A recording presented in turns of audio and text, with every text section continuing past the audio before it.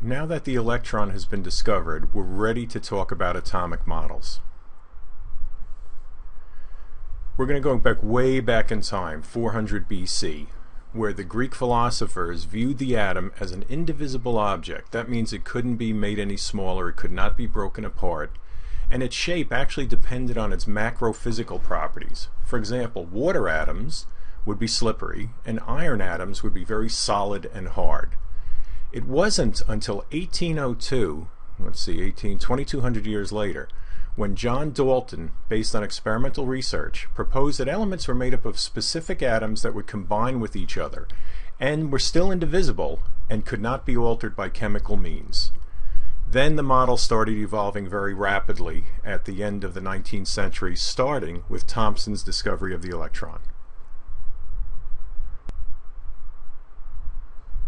Thompson's discovery of the electron was the first evidence that the atom had an underlying structure. In 1904, he proposed a model where the electrons, you can see all these negative charges here, move around this huge mass that is a positive charge, where this positive charge is exactly equal to the sum of all the negative charges. Never really said what the positive charges were.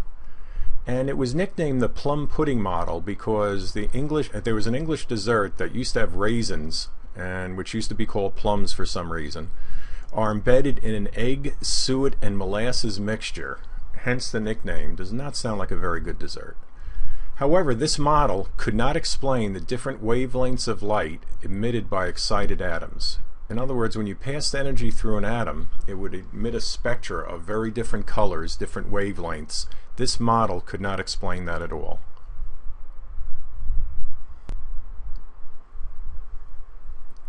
Thompson's model, the plum pudding model, did last for about 5 years, and then work by one of his students, Ernest Rutherford, which is what every teacher hopes to see, and Hans Geiger and Ernest Marsden established the positive charge, where here you can see how Thomson had it spread out through the entire atom.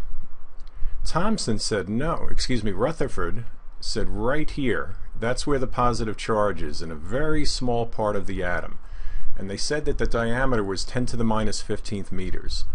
The way they found this out, they aimed a beam of alpha particles, which are helium nuclei, so they're over here, at an atom, at a gold foil, piece of gold foil.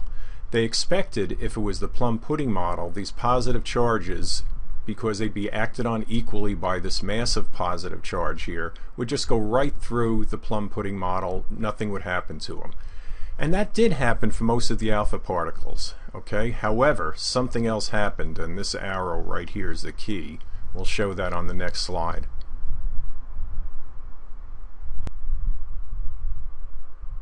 To summarize, all of the positive charge of the gold atoms were concentrated in a very tiny nucleus. Most of the atom was just empty space. So most of the positively charged alpha particles would not be affected by the small nucleus. However, for the small percentage of alpha particles that actually struck the nucleus, they would be deflected from the original paths, and in the most extreme case, just bounce right back. Rutherford further proposed that the small nucleus was surrounded by the electrons in planetary-like orbits, planets going around the sun.